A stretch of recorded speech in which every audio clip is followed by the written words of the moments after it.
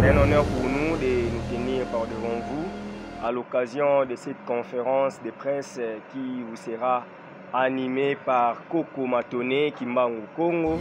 Dressons nos fronts, longtemps courbés, et pour des bons, prenons les plus belles élans, dans la paix au peuple ardent. Kanda au Saranati, Badoutou Balani. Qui fait ça? Oh non, le régime sanguinaire fait de n'importe quoi là-bas. Ah bon? Nous voulons travailler avec vous, des hommes intelligents, des femmes intelligentes, des hommes intègres. Nous voulons travailler. Tozawana, Tolingi, Bolingwa Mabele, Bana Nyoso ya Congo, Bana Nyoso Kinshasa, et l'ongwa théorie et comme vraiment pratique. Donc, tous en a casquette, il y a libre penseur, neto vandiao. Et puis, politique, ils allaient citoyens, surtout, ils allaient conscients, ils allaient avertis. Alors, qui ma politique était. Il faut s'intéresser à la politique pour y aller les autres kambaye, puis les autres kambamboka, puis baye au bazar katinaï. Bilan est jusque-là négatif pendant ces 2 ans. Pour le peuple, alingara alia. Peuple alingara amelamai. Peuple alingara chiliki. Peuple alingara tambola bien. Peuple alingara sécurité. Peuple alingara lata. Et ça a besoin moko élémentaire ya citoyen. Le col a besoin wana nanu gouvernement ou mboka ou président nanu à répondre na yangote. Abonnez-vous gratuitement sur votre chaîne YouTube congodialogue.com. Abonnez-vous gratuitement sur votre chaîne YouTube congodialogue.com. Il y a Congo Dialogue photo solaka congodialogue.com. Balobio nanga photo solo là. Soko ozali congolais ya solo et sengeli otala bobele Congo Dialogue. Donc on a awa ba émission kitoko ya émission ya culture kitoko pona mboka na biso.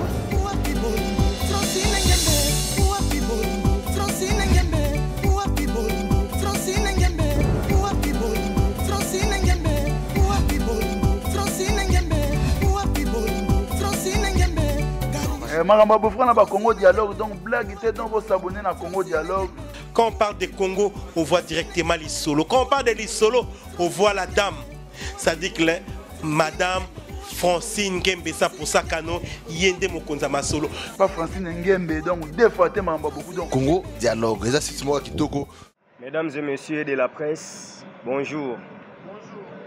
Voilà, c'est un honneur pour nous de nous tenir par devant vous à l'occasion de cette conférence de presse qui vous sera animée par Coco Matoné Kimbangu Congo, un Congolais, un digne fils, un patriote. Il a vécu plus à la diaspora. C'est aujourd'hui, pour ceux qui le connaissent déjà, c'est mieux. Pour ceux qui ne connaissent pas Matoné, c'est une découverte pour nous, mais au moins nous vous présentons le profil d'un Congolais qui se veut vraiment patriote et qui milite plutôt pour l'évolution positive en République démocratique du Congo. Si notre programme est tellement simple qu'après ces mots introductifs, nous aurons hymne national et après nous allons observer une minute de silence pour nos compatriotes de l'Est qui meurent chaque jour. Et après ce sera le début de l'exposé ou discours comme vous voulez. Voilà, sur ce, nous allons, après les discours, ce sera la série des questions-réponses. Nous aurons à récolter toutes vos questions et entrer au discours ou actualité de l'heure. Et après, ce sera la fin de la cérémonie. Nous débutons déjà cette activité aujourd'hui. Chers messieurs, messieurs et dames de la presse, prière de rester unis et puis chantons l'hymne national. Debout, Congolais. Debout, Congolais, unis par les sorts, unis dans l'effort pour l'indépendance.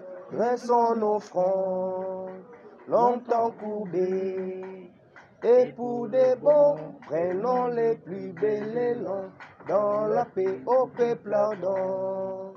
parler la paix. Nous bâtirons un pays plus beau qu'avant, dans la paix citoyenne. Entonner l'hymne sacré de notre solidarité. Fièrement saluer l'emblème d'or de notre souveraineté. Congo, Dom béni, Désaé, au pays bien-aimé, nous peuplerons ton sol et nous assurerons ta grandeur. 36 juin au doux soleil, 36 juin, dit 36 juin, jour sacré, sois les témoins, jour sacré de l'immortel, serment de liberté, que nous léguons à notre postérité pour toujours. Voilà, on reste debout, on garde 1 minute de silence pour nos compatriotes qu'on tue chaque jour, chaque nuit à l'est de la République démocratique du Congo. Voilà, partout au Congo, voilà, pour ne pas parler seulement de ceux de l'est. Il y a eu une pluie diluvienne qui a ravagé aussi nos compatriotes. Donc tous les Congolais qui meurent dans une mort surnaturelle, nous gardons 1 minute de silence en mémoire de nos compatriotes.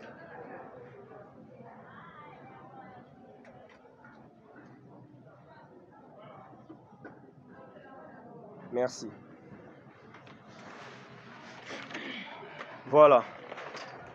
Chers messieurs de la presse, distingués invités à vos titres et qualités respectifs, nous redisons encore bonjour.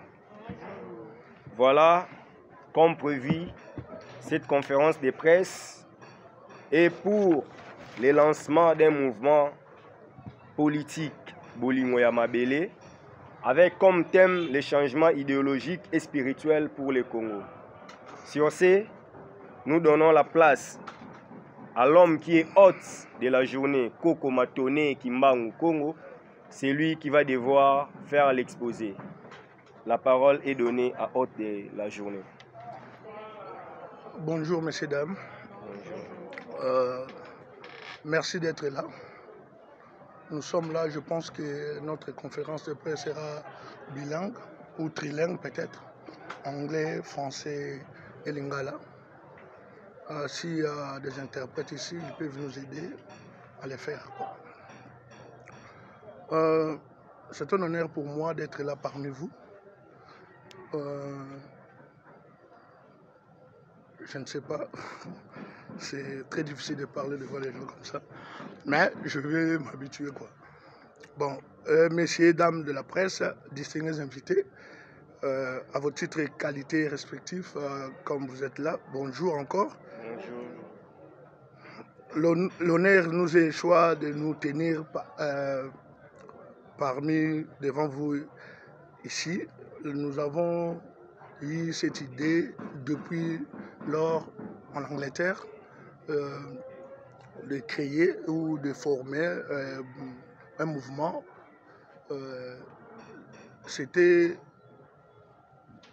vraiment très difficile pour nous, mais nous avons créé le mouvement Bolingo ya Mabele, où ils ont rappelé toujours Eleki ya Bateau, comme on dit. Notre mouvement, vraiment, comme la politique encadre tout, c'est un mouvement qu'on peut appeler aussi politique. Tout est parti en 1999 quand on était ici dans des vacances. Il y avait une émission ici, une émission sportive. C'était à RTNCD. Il y a eu le match de Simba ou Léopard qui jouait avec l'équipe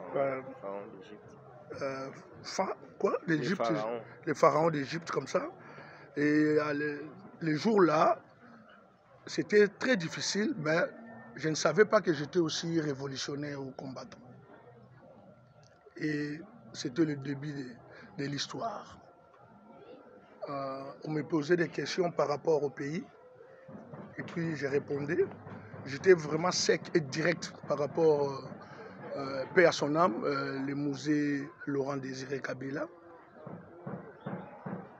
Et les journalistes m'ont laissé dans les podiums, ils ont fouillé la façon dont j'ai répondu dans les questions. Et le chef de sécurité de l'ANER, je pense, à l'époque de Kinshasa, c'était Mamba Okoto. Il est maintenant en Angleterre, plus précisément à Birmingham, dans les banlieues Solihull, banlieue de Birmingham. Et à l'époque là, 2 jours avant l'émission, j'étais en ville pour dédouaner mes affaires. Et puis je me suis rencontré avec le papa ou les fonctionnaires de Air Zahir à l'époque. À l'époque là, les fonctionnaires de l'Air Zahir, il y avait des aérés plus de 110 mois impayés. En tout cas, les jours là, c'était très difficile pour moi. Il y avait un papa à côté là qui m'avait demandé, je pense, quelque chose pour manger comme ça. J'étais curieux de savoir parce qu'ils étaient un peu nombreux là. J'ai dit, c'est quoi les problèmes? Oh non, nous sommes les agents de l'Air Zahir. Qu'est-ce que vous faites ici? Oh, nous sommes 110 mois impayés, plus de 110 mois impayés, et puis nous réclamons nos salaires, tout ça. Ah, vous allez m'excuser hein, pour moi, je parle seulement comme ça là. Bon, on va faire un effort. Et après, les jours là, on avait mangé ensemble avec les fonctionnaires de l'Air Zahir. Quand je suis passé à l'émission, j'étais vraiment en colère. Et j'ai dit, est-ce que Mouzé Laurent Désiré Kabila aussi est impayé? Ou non? Alors s'il n'est pas impayé, pourquoi les gens doivent rester plus de 110 mois impayés? 110 mois, c'est combien d'années? 12 mois fois 10, donc plus de 10 ans, on ne paye pas les gens. Est-ce que c'est normal? Donc c'était ça. Bref, les jours-là, dans l'émission, le vieux Makok Tondem et Doudou et les autres, Béli Moujinga, je me rappelle encore, paix à son âme aussi, il est décédé à Londres l'année passée.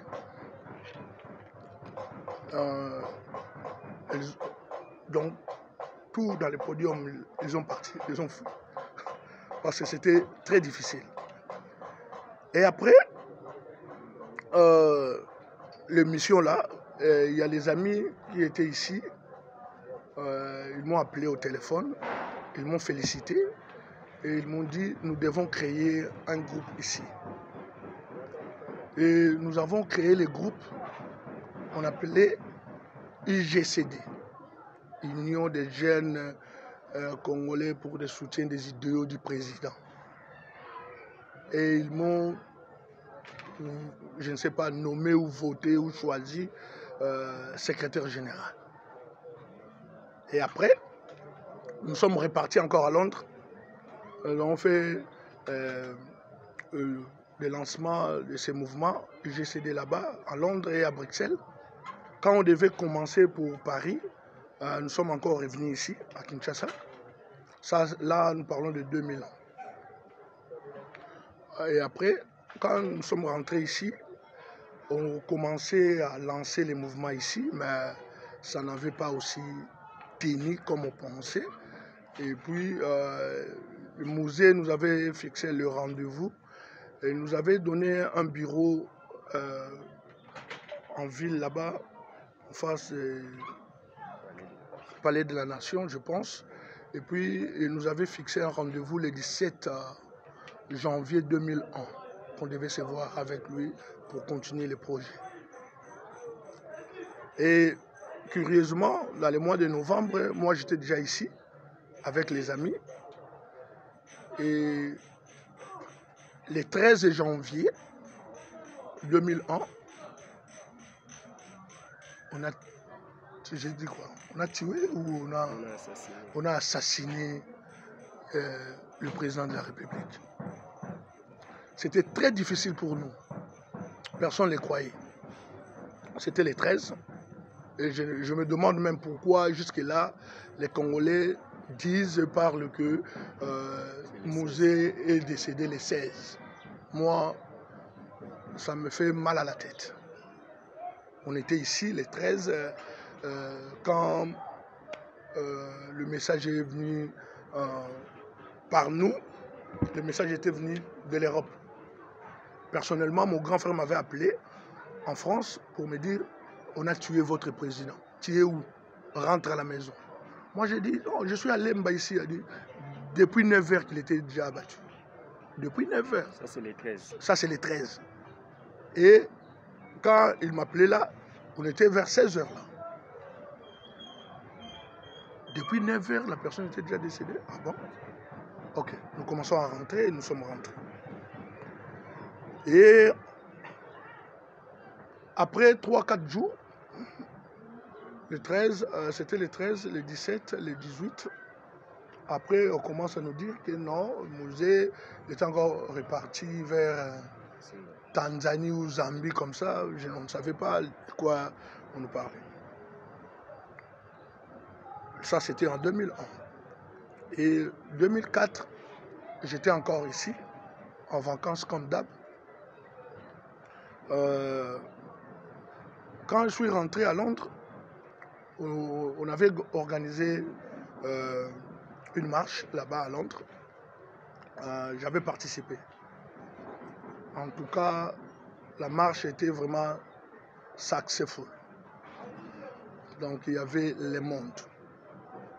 Il y avait les mondes et nous sommes participés. Comme à Londres, nous avons un P. Laura, comme ils nous ont vus là-bas, dans cette marche, et les gens se demandaient, « Oh, il n'y a pas de marche, il n'y a pas de marche. » Oh, non.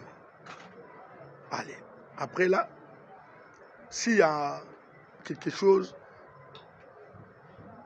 on nous intéressait. On nous appelait et puis on participait, on contribuait. Et 2005, j'étais ici encore. Quand je suis rentré, c'était dans les mois de mars ou avril, comme ça, je suis rentré. Et dans les mois de juin, ils ont encore organisé, paix à son âme, Papa Mbala, qui est décédé ici à Kinshasa aussi. Il était le président, le coordinateur de CCU, qui est Coordination congolaise des Royaumes-Unis. Ils ont organisé encore une marche, et c'était pour le 29, devant le Downing Street, l'adresse de notre Premier ministre en Angleterre, et le 30 devant l'ambassade du Congo, King's Cross, Londres. La marche, c'était pour le 29, et Piquet pour le 30. Piquet, nous devons commencer à Euston Station, jusqu'à King's Cross devant notre ambassade. Et arriva la date là, le 29, nous avons fait la marche, et le 30, on était à Euston pour commencer le piquet ou la marche, parce que c'est presque juste 1 kilomètre. On nous signale qu'on a tué les étudiants ici, à Kinshasa, Lubumbashi et Kisangani. Et on a encore tué les membres de BDK, Bundudia Congo, dans le Bas-Congo, à Matadi et Boma, comme ça. Ah bon? C'était ça? Oh. En tout cas, tout le monde était là. En tout cas, Kanda au Saranati, Badoutou Balagi. Qui fait ça? Oh non, le régime sanguinaire fait de n'importe quoi là-bas. Ah bon? Avec les complicités aussi des musiciens, des politiciens, tout ça. On dit, ok. Comme l'orchestre de Wenge, musique de JB Piana était ici, et ils n'ont pas participé le 29 de la marche, et les 30 aussi ils ne sont pas là, le temps des Congolais. Donc nous allons commencer par là. Nous allons boycotter les concerts, et par là, et après, il n'y aura plus de concerts ici. Nous ne voulons plus de distractions. Donc ça commence à devenir très sérieux.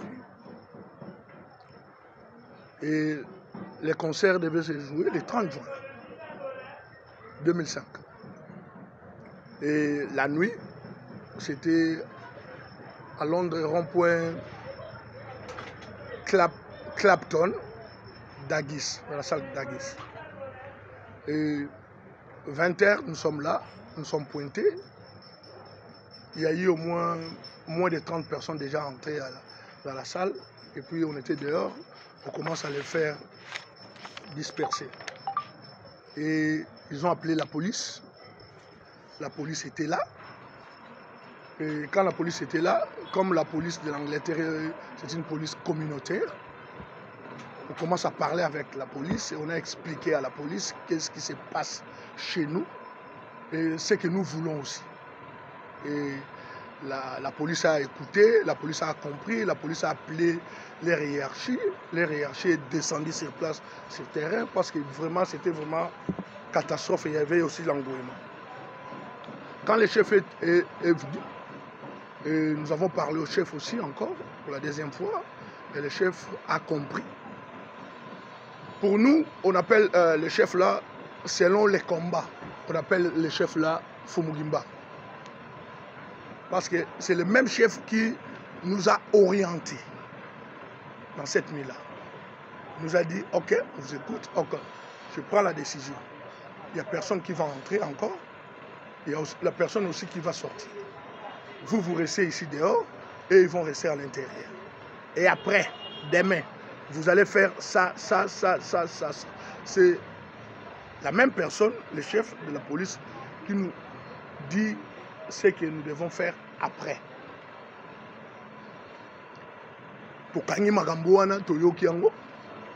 Et après, quelques jours plus tard, il y a eu des téléphones, il faut tout lancer embargo.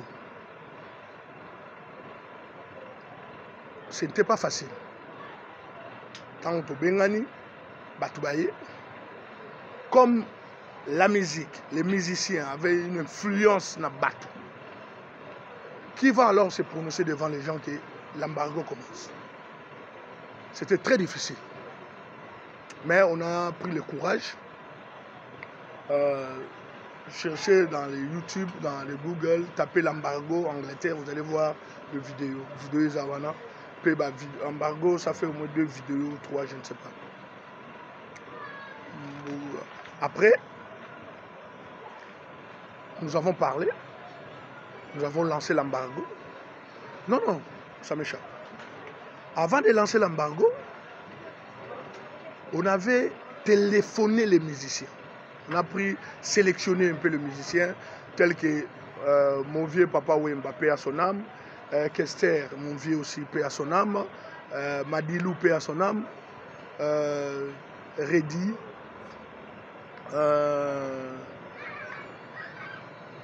on n'avait pas pris Kofi les jours-là. On avait téléphoné quelques musiciens. Et curieusement et malheureusement, tous nos musiciens nous donnaient seulement une seule réponse, comme ils étaient ensemble. Qui est Baza Bassiandumba, ils sont de putes. Ça ne leur concerne pas les problèmes du corps. So ba bengi bango ba oyemba. Ok. To ibisi bango, l'embargo est banni. Bandima Ibisoté. C'est pour cela que nous avons lancé cet embargo. Et embargo est frappé. Je pense plus de 15 ans embargo, officiellement. Dans la zone rouge, Londres, Oyo, Ngai Moro Kombo dans la zone rouge, parce que c'est moi le bâtisseur de ce nom.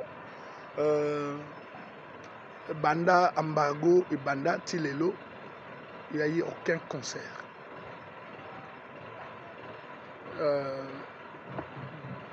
L'embargo, c'était pour 3 classes. Le pasteur, les politiciens et les musiciens.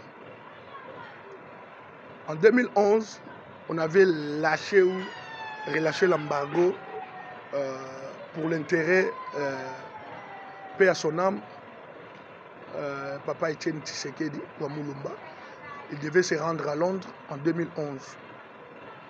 Et à l'époque là, en 2011, nous on était en Angola, Luanda plus précisément. Comme les messages avaient circulé, nous avons fait des réunions conférences. On avait donné les privilèges à notre papa, Etienne Tshisekedi Wamulumba, de venir officiellement à Londres.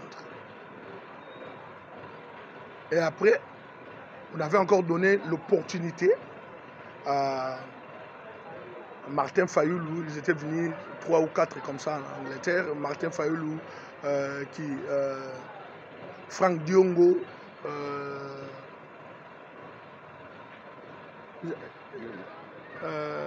pas Diomi, Sessanga et les autres, ils sont venus à Londres, ils étaient bien réussis en Angleterre.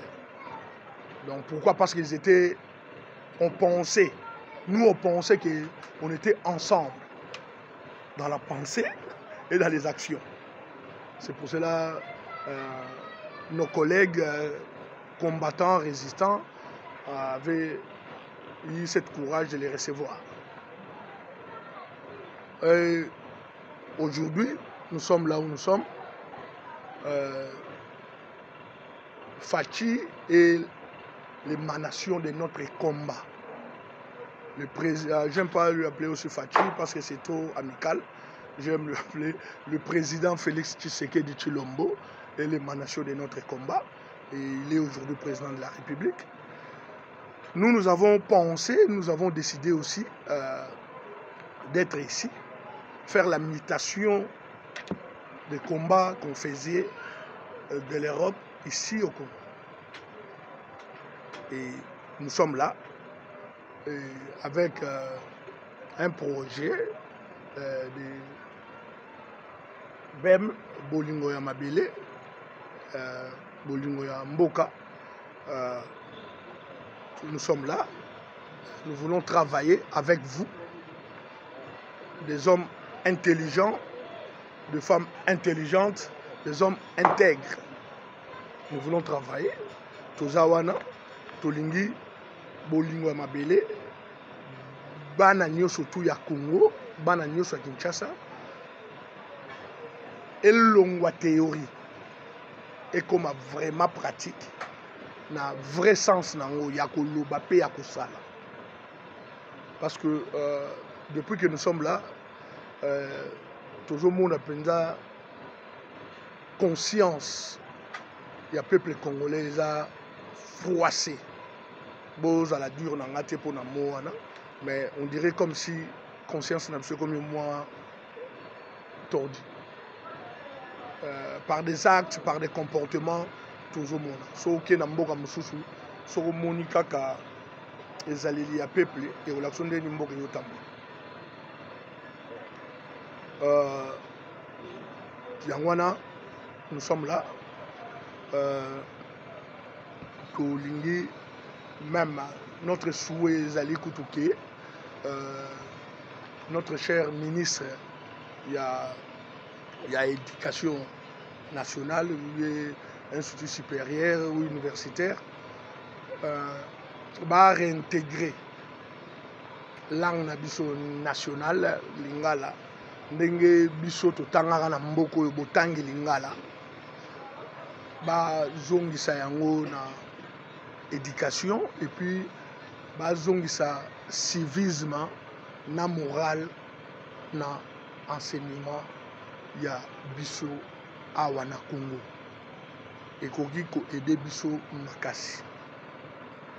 Messieurs et dames de la presse, merci de votre sympathie, attention que vous nous avez accordé encore na Tongwa Lelo.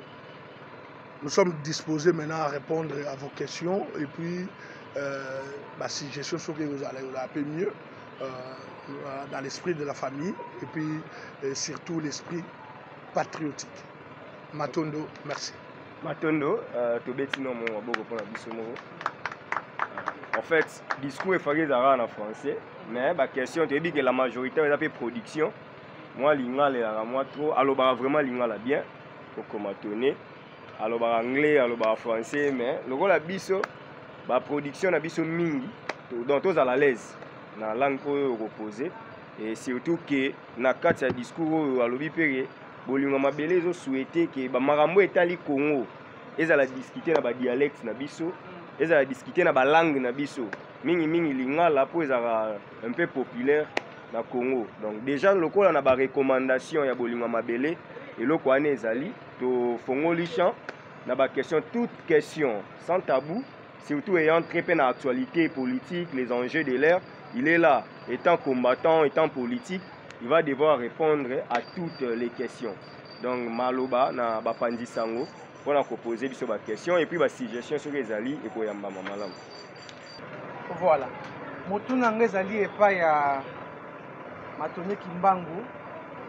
On a dit d'abord, premièrement, il y a créer BM. Autre bengi bolingo amabele. Obi balé, nakoyoka discours na yo. Koloba okimi ngambo ya résistance pamba te tomonaka na bavideo ntango mpenza nsima ya makonomi oyo ndeko faci alongaki ndeko fayola akweyaki boni position epai ndeko matoni atelemaki sikoyo bolingo ya mabele eye ndeko matoni akimi résistance to ali koluka oyo mpe tobengi poste parce que bato koyoka bandeko ya diaspora bakosenga mpe bango mpe bazala récompense mpona komba oyo bango babundaki na président faci elongo motuna na yango tocreye BM mpona soubassement kaka ya lingomba bato base retrouvera mpona bastructure mpona organisation mais na makanisi mpenza boye eza likambo oyo ezalaka deja na kati ya bato to na kati na biso na motuna no mibale ke tokimi ngambo ya résistance toye na ngambo ya politique ya pouvoir mpona tozwa pouvoir topeso eya no boye nakanisa biso ti toyali boye tozalaka na casquette ya résistance toza na casquette ya combattant toza na casquette ya révolutionnaire toza na casquette ya patriote donc toza na casquette ya libre penseur nde tovandi awa epe politique ezali citoyen nyonso tu oyo azali conscient azali averti akoki kokima politike te faut s'intéresser na politique po ayeba ndenge nini ezokamba ye mpe ndenge ezokamba mboka mpe bayeba ye oyo baza kati na ye na yango résistance eza kati na biso tokima yango te sous question na yo na kati wana yali ke toye mpona tozwa poste nautaki koloba wana discours na biso totangaki président Félix Antoine Tshisekedi ali émanation ya combat oyo biso tosali oyo tozalaka nango fier soki mpe tozwi eteni ya kokamba mpona mboka na biso mpona intérêt ya mboka na ya peuple na biso eza mabe te tolingi mpe kutu souwe na biso ezali ke biso tozala baacteur na kati ya makambo oyo nakanisi so toza baacteur na kati ya makambo oyo beaucoup de choses ezala mieux ke bato oyo babundaki te bazala mpe na suka nango tozongela suku na même position tozali nango na ba 2005 ba 2011 ba 2001 banini tout ça parce que selon biso jusqu'à preuve du contraire toza na besoin Congo eya mpenza na rail ezwa ebanda kozwa direction to banda kokende po jusque là selon biso na barésistant bacombattant jusque là mpe nanu makambo pene ebandi okende ndenge esengeli te nakanisa mwa motuna tokopesa na ngongo yango atondo mingi ndeko Abigail Yeba TV motuna na ngai eza boye ndeko matone bobundi mingi na mwana mboka Félix Tshisekedi lelo akomi président de la République ya mboka République démocratique du Congo motuna na ngai evandisami boye lelo population nyonso bakotelemela Félix babi azokoka kobongisa mboka te bilan na déjà il y a 2 ans et ça bilan moko catastrophique bino na part na bino ba diaspora bozo ka ndenge ni temps bazo kwesi la Félix Tshisekedi charge nyonso ya mboka Congo Matondo Yeba TV Matondo problème ezali ba peuple baza na raison ya koloba ke bilan eza jusque là négatif pendant ces 2 ans pour peuple alingaka alia peuple alingaka amela mai peuple alingaka lotiliki peuple alingaka tambola bien peuple alingaka sécurité peuple alingaka lata eza ba besoin moko élémentaire ya citoyen lokola ba besoin wana nanu gouvernement ou mboka ou président nanu a répondre na yango te c'est normal omoni tozolinga na biso ntango tolobaka ke toza ba libre penseur tozolinga te to confisquer pensée ya bato ou bien likambo eza yango wana eza bleu tokomisa yango ya rouge po tolingi mutu wana tokomisa yango ya bleu po tolingi mutu wana te non rien ne marche yo po yebi yango etambola te po makambo ya Congo normalement biso bakongolais biso na biso mutu akobetelo lisolo ya Congo te ndenge biso na résistance tolobaka soko yo congolais bakomobetelo lisolo ya Congo lingo bakoya congolais te po nana yebi teke na mboka okurenza te nana yebi teke na mboka oyo mai ezaka te sosi toyebi yango no koni de tous soko nga nakomi odefendre yango nakomi nani nakomi jalelisi nakomi kobeta jalelo or eloko wana toboyi yango makasi comprendre mukolo mboka oyo ekobonga makambo oyo totangi moke makambo ya mike oyo totangi kolia komela courant nzela santé sanitaire nini tout ça yo nanga toyeba yango mpe tomona moto abeta solution te or yango nde moto fo tobandela et puis eza na moko te ke ndenge bandeko mosusu baopesa baraison o non abandi sika totika nanu totala nanu te biloko wana 5 oyo totangi fo ebanda au même moment nzela moko te fo etikala po tomonaki mbula moko ebeti awa ebuki bandako ya bato ekosi mpo njili ça soki totiki kaka bongo bapont nyonso to eza na ville ya Kinshasa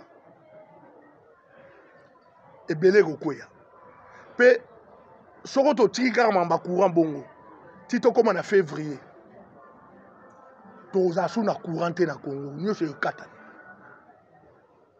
baétude ese esalamaki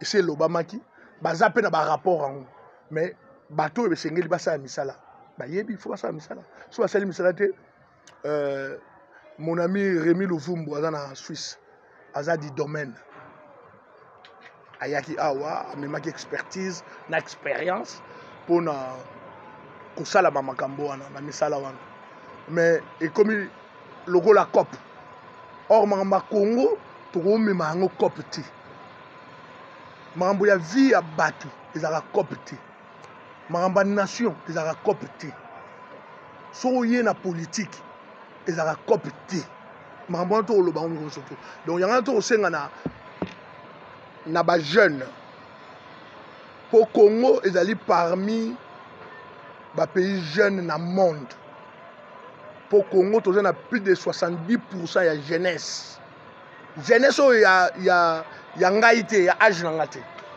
parce que na jeune na esprit na mental mais na corps naza na jeunesse susu te ozo comprendre mais nakoloba mpenza jeunesse oyo ke ya oyo bazosuka na 18 ti na 23 ans ti tokóma na 26 ans po mokolo mosusu na bémission tokoexplike 18 ans ya jeunesse ezalaka nini ti na 23 ans ezalaka nini ti na 26 ans ezalaka nini ozo comprendre tokoloba mpenza jeunesse consciente ozo comprendre biso sikoyo parmi bapays oyo eza na bajeune na mokili oyo mpe mundele akokoyoka na likunya biso toza na kati mais sikoyo posons-nous des questions. Pourquoi jeunesse en est délabrée? Pourquoi jeunesse en est inconsciente? Pourquoi jeunesse en est encadrée, allée orientée? Tu peux sa réponse que responsabilité. Responsabilité d'aller biso. Pour nanine. Au monde batu bakambara Congo, soki tolobito tia bango na nombre. Au monde bana bango 1000. Badwa okamba Congo. Mais bana bango 1000. Au monde 500 parlementaires, 300 sénateurs, balala ba pongi en plus. Président na gouvernement 80 personnes. Est-ce que vous comprenez? Mais ce que biso to ebele. Biso peuple. To ebele. Et puis bango, malgré tout ba 1000 wana bazali manation na biso. Ba uti kati na biso. Ezali kwa mama boti mwana na ye. Vous comprenez? Sikoyo. To yebi bisika ba vandaka. Donc si on a joué dans le parlement, on a eu tu es bien non, tu as joué Eliezer Ao. Tu as 50, 30, tu es dans le bosso le pan on est tombé télé. Tu as posé de solo. Yo ah, marambo to tinda ki yo ah, ezaki boye. Loka yo sala mate, lobby, tout le monde so kenda kuna te. So kekuna biso to deal na. Aujourd'hui, so muta consciente makambo makambo biso to linga congolais koma nango yangwana. Totali ke to na couranté. Même da chef ya SNEL. Est-ce que yo assure que ba congolais to yebi chef SNEL te? Azana ba voisin te? Ba yebi te ka bima wana. Bon, est-ce que si ba interpeller so makambo mouvement e bando sala yangwana. Donc, automoni Mouyibi azo yiba, yo citoyen congolais, rôle les kate. Faut toujours ça pour kala dans biso kolé na kisasa za bon. So ba bengi Mouyibi, même o ya olala. Faut bima. Mais lelo est comment bongote. L'enseignement bidon comme ça trop. Donc yangwana toujours linga to ramener citoyen congolais à zongela ayeba ba liberté na ye ayeba pe ba droit na ye. Vous comprenez? Tant on ayeba ba droit na ye eza facile muto ayeba ba droit ayeba ba devoir. Vous comprenez? D'un côté on va te le côté dans ce peuple. D'un côté les autres là mambebele salamate. Est-ce que citoyen congolais na mboko afuta la taxe? Pour eux, nous manque à gagner ces belés dans l'État. Par rapport à l'organisation, bah structurer mbokate, bah établir mbokate, allez bah manque à gagner comme belé. Au moins, bah te belé, bah garage comme belé na mboka, bah société belé comme parallèle là ou bah société belé, les mobile là ou bah tu fais ta taxe. Bah étranger, bah comme ça là. Moussala oyo bana mboka les autochtones faut basala neti ba petite et moyenne entreprise ba mimbongo ya mike au mona étranger selon constitution na biso l'étranger ba go peut-être un petit détail té mais to au mona ozana wenza bayaga au mona india oteka wana ateka siete eza sensé chinois koti na parlement na biso a oteka ba chips na banguba. Mais bazali pas ya bato ya mibeko mais ba yebi pe ke makambo oyo salama yango na te non faut azala bakanga ye et puis faut zonga mboka na ye akote nguba mwana mboka mutu fateka nguba wana papa ou bien maman moko congolais mutu fateka nguba wana mais non ye soko ya ye faut na compagnie ya munene na mboko oyo kosani tout ça la coopération c'est comme ça bato bazala wana bato ya mibeko ba yebi yango. Suko peuple a yebi yango tazo mona normal mona Congolais c'est kaka kaka mona oseka sinon comment te nguba wa oteka oseka mais anza mbongo yuzu velote et peut-être oteka bongo afuta taxe wa hein ale lobby mona ye wana akangi biloko te mais auza kaka wa lobby kuna ye mutako miko konza biso ye mutako mo beta biso ye mutako mo sala nisa non eza bongo te donc voilà oyo tokoyi koloba ngwana si le bilan est négatif, tout le monde a biloko to évoqué pour tout le bani. Pour na mboka et banda développement et linga se développer. Ezalaka na eloko moko tozwi na kelasi Maman Abigail ezali énergie ezali source ya développement nyonso na mokili. Sikoyo yo mo yebisanga sikoyo na mboko oyo énergie situation yango eza ndeni. Sikoyo boyebisa biso sikoyo to réponse en wana donc tout un problème très serré dans Congo. Donc ma problème wana to ignorant te mais to jouer la solution to résoudre mais tout le monde a changement oyo to le bagage changement te na changement te au développement te biloko ni c'est un changement biloko ni c'est un développement to pesa ka développement. Ce que tu as appliqué en tout sali en haut, n'est pas le monde.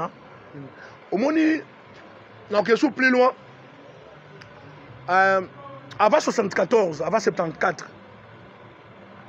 Bamboka le roi Malaisie, hein, et Golo bana Congo. La pêche exemple la Malaisie, ok? Pays moko, ils sont très pauvres, ok? Mais Malaisie, lelo est comme Malaisie pour le Congo. Mais les Congolais belé koutou ba yebi yangote. Passeport congolais contre la Malaisie sans visa. Pour la reconnaissance na Zaïre. Pour Mobutu, après ça qui bango mbila. Ou utaka na Yangambi l'Équateur. Après si Malaisie. Bozwa mbila oyo bolo na kuna. Malaisie a se développé à partir de Mbila ou Uta Awa. Mais biso mo ba Colombia, to c'est l'année na Mbila. Hein? Bon, bozo tu as chance à voyager mingi pour voyager na Congo, ils a plus cher que les gars qui sont dans Libanda. Boy ba rater ba sala ngo nanko. Pour ba lingité ba congolais ba se déplacer pour ba yeba ma bibele. So aucun Équateur. Au monde babilanga ya mbila ou bien na bandundu so moni yango o babe normal biso ba congolais ba ko tikila biso mafuta mbila na l'huile na bandako na biso na chaque ndako ndenge na Irak ezalaki na époque Saddam Hussein ba congolais belé boye bien ngote pe mokili belé boye ngote na époque Saddam Hussein chaque famille tous les mois, bazouara un cam, donc bazouara salaire, tout le bas, bazouara salaire, bazouara bilo roulia, bazouara bilamba. Famille Nyos, tous les mois. Même la Libye aussi, dans Kadhafi, c'était comme ça. Bourse des Arabes étudiants Nyos. À partir de 50%, tu as 100%. Étudiants Nyos, tu as bourse. Étudiants surtout à loger. La richesse à Mboka wana. Bazalika na pétrole. Au Congo, ils ont pétrole, ils ont pétrole. À part pétrole, moko. Tous on a plus de 112 minéraux dans Mboko. Mais les minéraux ba politiciens na biso bi ba dodo kamba biso ba parler biso na ba 8. So va parler ba so na ba 8, ba so na ba 9. Et puis, belé peut éviter plus de 112. Bah éviter. Mais tout yébi. D'accord? Mais richesse à liboso na mboka. Et ça la belé. Vous comprenez? Mais ce qui te commis ça comme moutou richesse à liboso, il faut moutou. Ndem tazo sa nini? Azo balola mabele, azo kunza mabele. Yangwana moni biso to lo bagana. Na idéologie bolingo mabele leki ya bato Vous comprendrez, à résistant. Alors, vous fongolez ma brèche, mon oui. Il faut faire maman. N'avez que papa dans mon tour, l'imbisa, tous au motu, oh, y'a des comme pandi sango. Ah, ok. Maman. J'ai un jour quoi, pour on lisa ma télévision. Pour tout le monde, les alliés, de romatonner, yo banay ko la mingi na likabo etali occupation. Na combat non, tout peut na combat bino ba diaspora beaucoup de place likabo etali occupation na mboka Congo. Mboka Congo ezali occupé, occupation rwandaise, burundaise. Donc lelo otoko yo kosoko lobela sur likabo occupation te. Et la kisi était na boye Félix Antoine Tshisekedi et la kisi que occupation na mboka na biso ezali sous te. Tout la gueule. Batondo. Merci. Merci na Ninayo. Occupation ezali. Na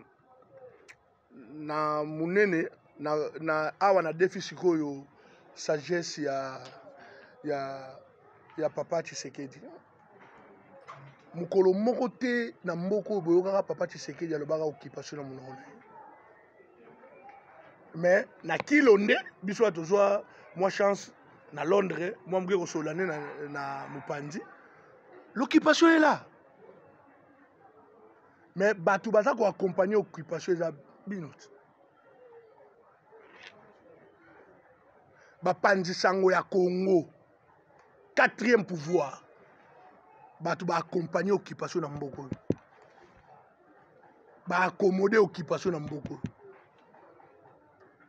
Bokomisiango, est-ce que yo yebite que James Kabaré bazara na nambo? Ce qu'on t'a dit occupation, ba point ba kazage ezan ndoto. Mais ça na nambo. Et ça me dit. Ba pia a affaire étrangère ba mema biloko nyo surtout ba kena na Rwanda. Ce n'était pas l'occupation.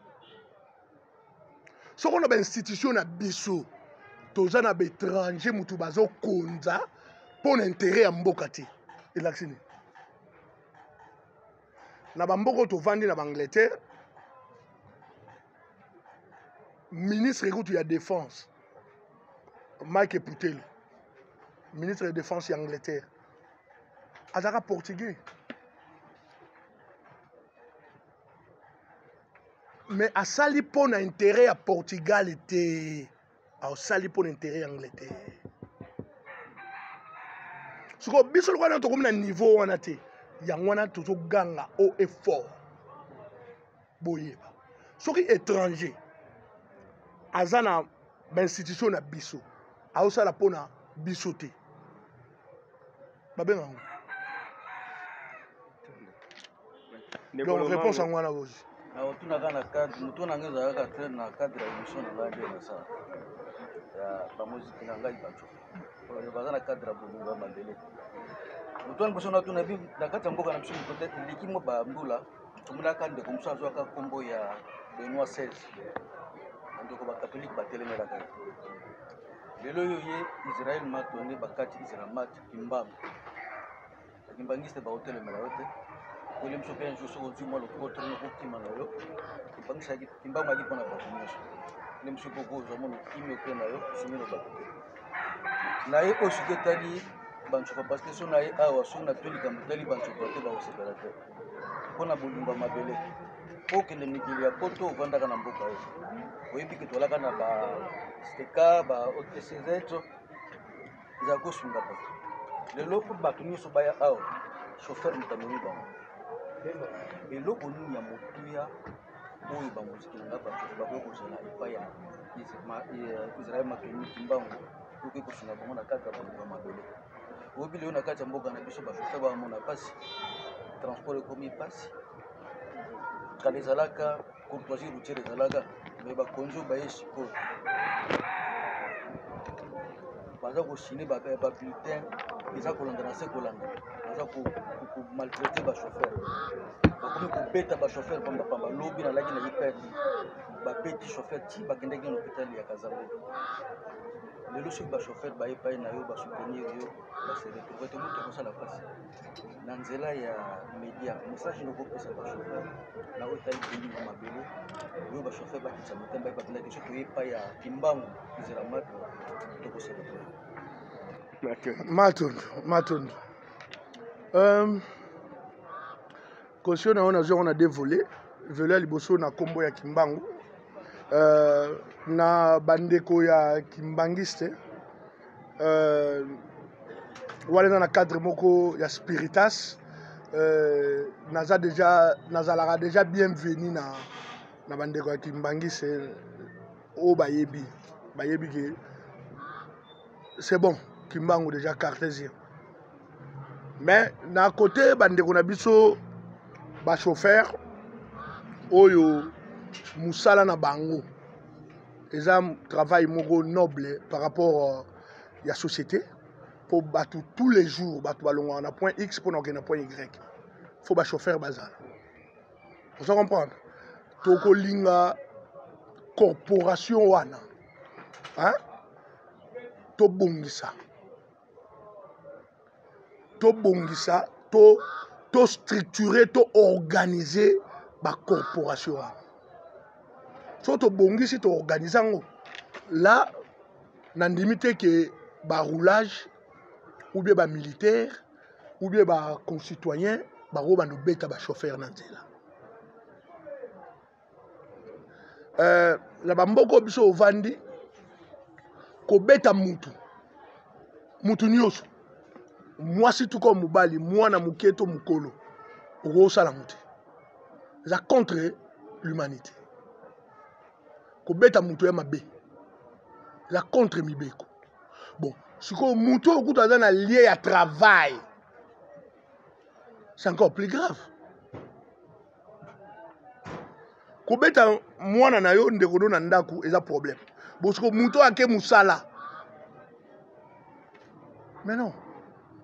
Le travail, c'est la vie. Comment vous avez dit Moussala Baba Beta? Donc, le chauffeur, Zalana Bisso, Yana Bisso, Tobongisa, corporation, vous allez protéger. Donc, garantie au PSU, au même la bango, il y a un peu de Zalana Bisso, vous allez protéger. Vous comprenez? Pour vous protéger. Non qu'à physiquement, mais problème est ali, tout un problème d'ordre mental, peut-être un problème d'ordre moral dans beaucoup de pays. Vous comprenez? Pour même habiter la direction, pour tout le but que investir dans l'homme, pour investir dans l'homme, dans makambo to lo bawana donc ko ça la structure, ba organisation, ko éduquer. Qu'on former, qu'on informer, tout aïe ba droit, droit, liberté, ba devoir naïe. Matondo. Radio. Merci beaucoup. Journal Ipezo na compte ya Radio CBS émission Kinyangoyo.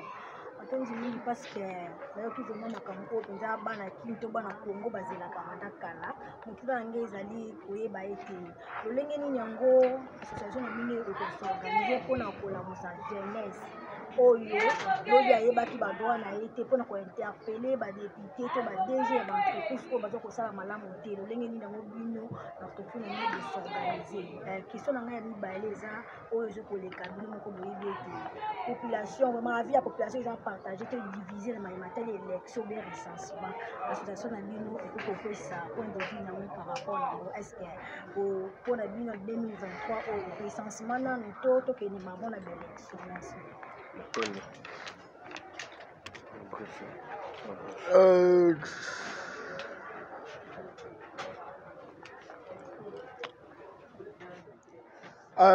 na mouvement na biso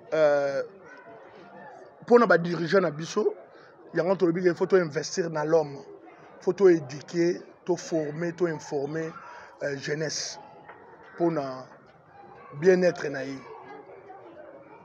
Na kanta toujours telema wana pour na toke de mulaité ba de biso ngonga wana to répondre na wana mais pour na deuxième question na yo maman pour na toke de na ba élection. Est-ce que c'est important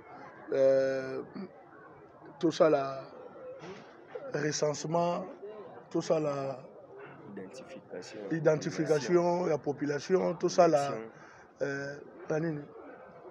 biloko wana eza bien kosala identification kosala recensement eza mabe te mais problème ezali faisabilité esaleli lolenge kani bazomemela esaleli wana d'abord mpo na biso fo koboma seni seni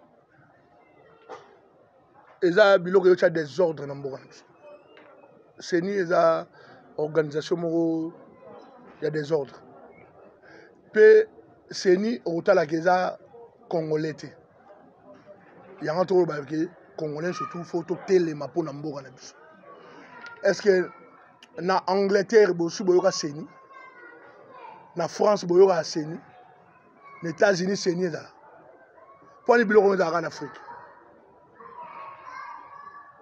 eza biloko ya kocrée baconfusion na badésordre biloko wana ezalaka na kati ya ministère ya intérieur moto akoétablir eloko wana mpe ezali parce que recensement identification ezalaka continuation ya vie d'un peuple ezalaka périodique te ezalaka te bokomisa yango 5 ans tosali boye 5 ans tosali non eza continuation na mboka lokola Angleterre to mboka lokola France soki neti lelo na tongo la muki na 9h obengi bango otuni bango lobi na France batu combien babotamaki na France baoyebi so nombre mais awa wana Congo est impossible siko seni yango osani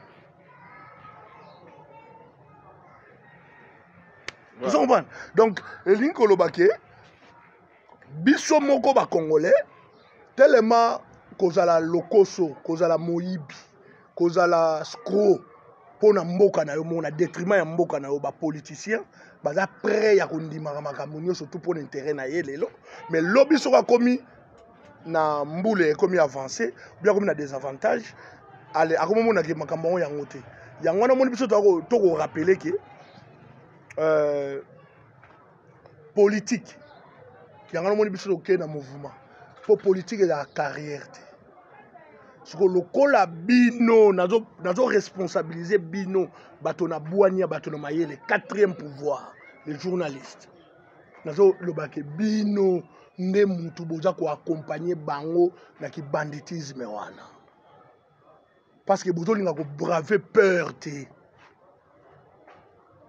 bozolinga bino mpe bozala baaccompagnateur bozolinga bino mpe bokotala masolo bozala na bango esika moko mpo nga ndenge tovai ne boye toza baninga te naza na besoin teke ye akotala bolingo mabele dans le mal complicité dans le mal non nous n'avons pas besoin de ça surtout osala mamba Congo faut tosala ngo na bosolo bisolo ba makieleka donc bosolo ezaka na kati ya moele pinière ya mutu o mutu musu ako sonde te donc ningo ba ke vérité wana eza la vérité eza vraiment bosolo c'est ce que nous voulons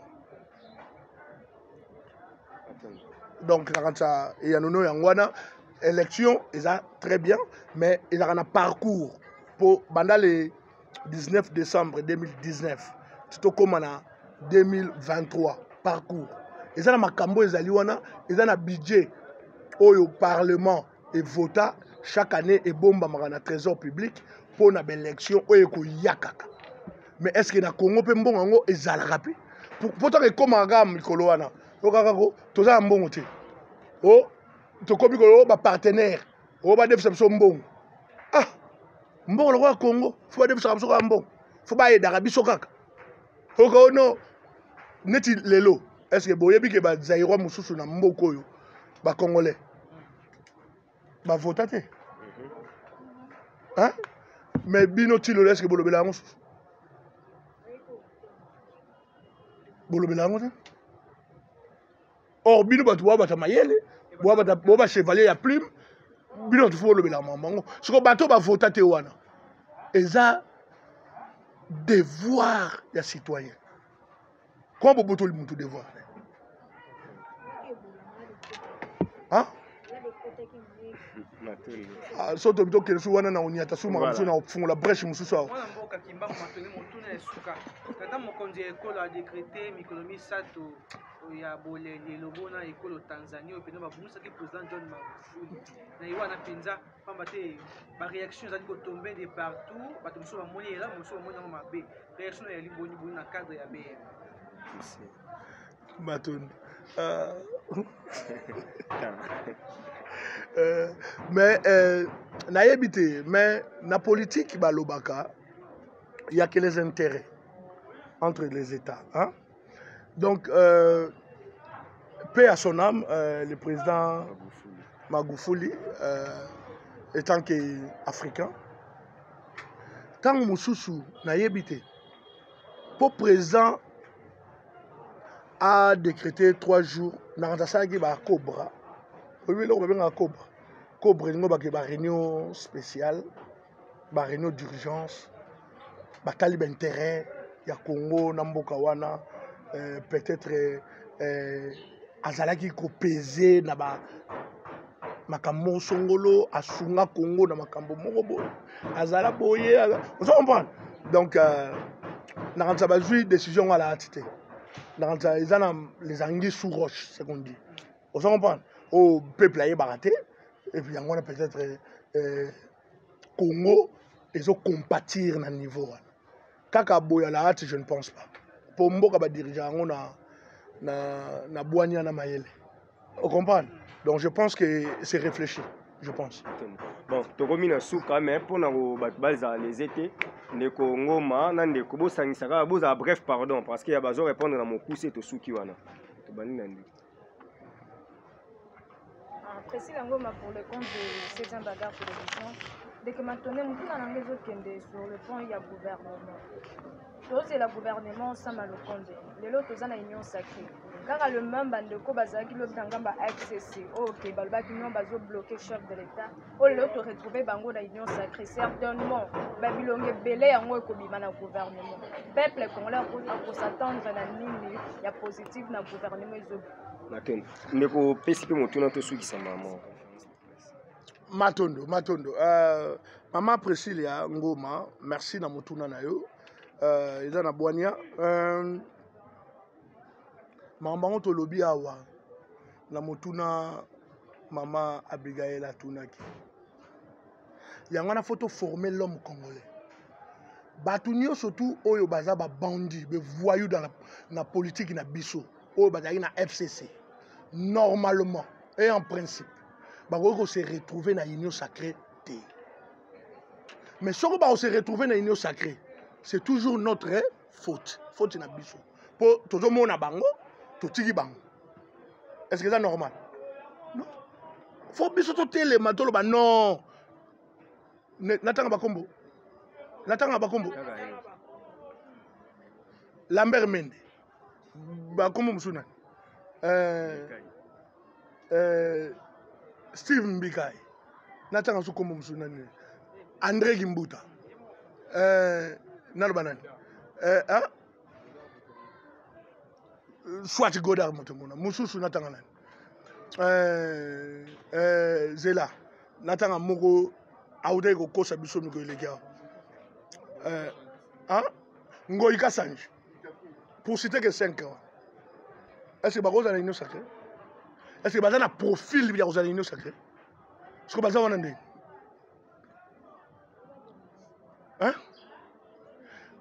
bon bayebisa biso oyo nini basalaki ya bien tala bomoni yanga na yebisa bino ke casquette ya révolution koolongwa biso te na nzoto d'abord nde nazalaka na kanda ya makasi ya 1+4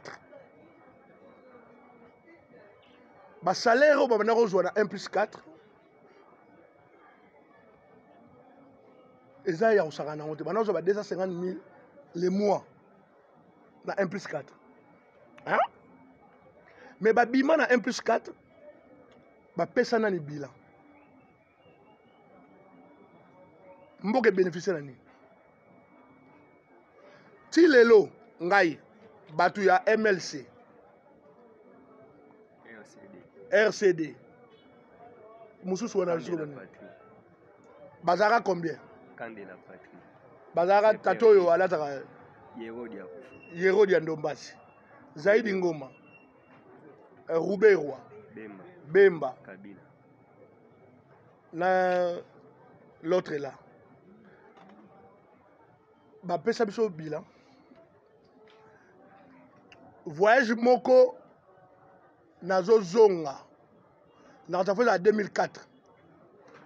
Na zonga na première classe.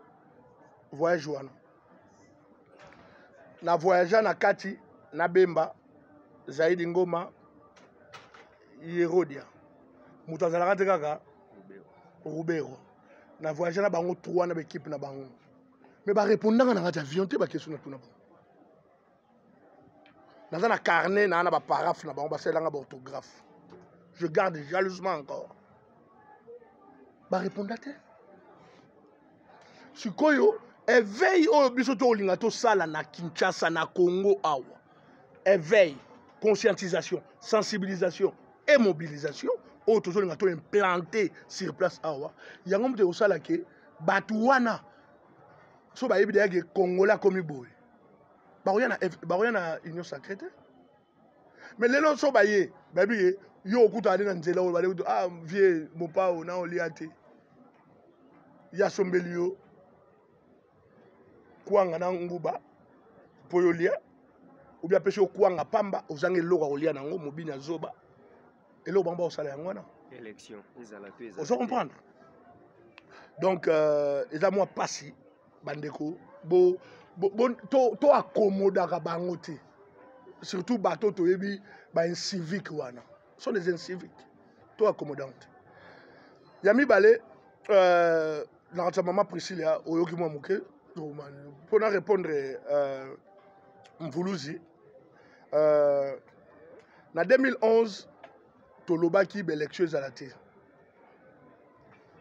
Jeu démocratique na révolution to na résistance na combat etambola nzela mibale moko boye moko boye mais tozwaka dialogue na ba politiciens balobi non révolution oui radicale toza la besoin d'élection notre pays est occupé nos institutions là batu bazali et puis toza la banité c'est vrai et ça le kutate da solo mais politique à lobby boye bazo reconnaître te nini wana pona nini po l'institution na biso na bana mboka mutu bazo gérer mboka na nini po soki mutu aza déjà étranger aoya pe sa candidature ndenge d'accord mais na mboka na biso oyo tomona batu bo baza ba étranger ba postula donc pas comme wana ningo ba présenter ba document mo songolo mutu andimaki ba document na congolais amona ki approuvant. Donc nous avons un débat, 2 poids, 2 mesures. Quand on sa résistance na politique, il y a des politiciens normalité. Si on a commis la politique, on a toujours la résistance. On a toujours la révolution. Si on a paraffé la décision pour Batouana na uzongo déjà on t'a fait tout dans la question. Vous comprenez? Na donc si on a té kabino bongo, pe na ko nyo té bino bongo, na za ko ignorer occupation té. Pour ezana ba place belé. Na mboko toza na plus de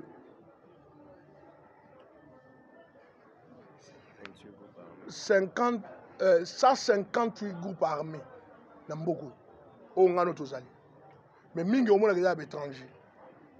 Na mboko ngana yo so to koti na FARDC ah tozana ba plus bato bazala ba haut gradé ko banana capitaine tina général mingi baza ba congolais bazali na mboko na police pe baza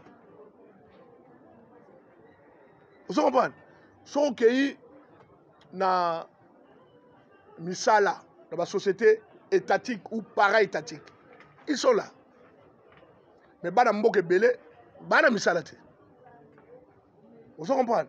So compagnie maman poto so zo luka ba travailleur. Liboso maman poto faut engager bana ngiringir. ya mibale koengage bana Kasavubu ya misato koengage bana Bandala mais so mama poto yo engage batu ekomi koengage bana Masina un sensé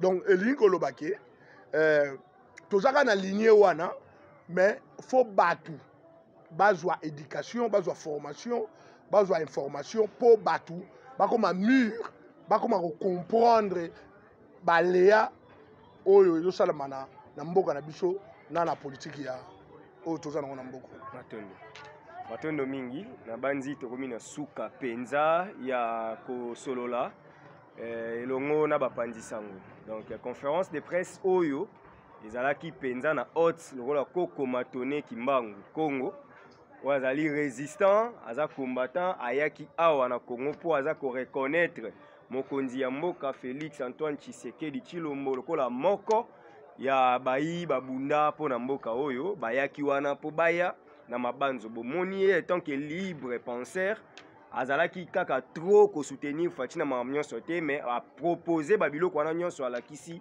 eza po mokonzi ya mboka mona ke koto ezo simba te. C'est ça le type d'homme congolais que nous voulons parce que les flatteurs sont tellement nombreux que membres qui ne bien te. Il faut quelqu'un ou azo yebiso ba vérité que président awawa kola la te po azo simba te. Il faut to sala ngo bongo po mboka e kende liboso. Ezalaki penza maloba oyo ya suka azwaki. Toyebi ke biso ba pandisa ngo to rappelle un problème à temps. Nous avons eu à exposer plus d'une heure et vu pe ba timing ya ba émission, toza vraiment censé à ko arrêter awa. Bandeko balandi bandeko mususu pe boko komala ba commentaire bandeko ya ba radio boko benga ba suggestion mususu ko komela kaka ye akoyoka po mbala ya sima bo yoka lisusu mala kisito makanisi oya ye donc na yango nde tokomi penza pona lelo na suka bozaki ebele o boyaki merci na bapandi sango donc les prochains rendez-vous c'est dans un bref délai et merci. Abonnez-vous gratuitement sur votre chaîne YouTube congodialogue.com. Abonnez-vous gratuitement sur votre chaîne YouTube congodialogue.com. Il y a Congo Dialogue photo solaka congodialogue.com. Balobi yo nanga photo solo la. Soko ozali congolais ya solo et sengeli otala bobele Congo Dialogue. Donc mona awa bokozo ba émission ya kitoko ya émission ya culture ya kitoko pona mboka na biso.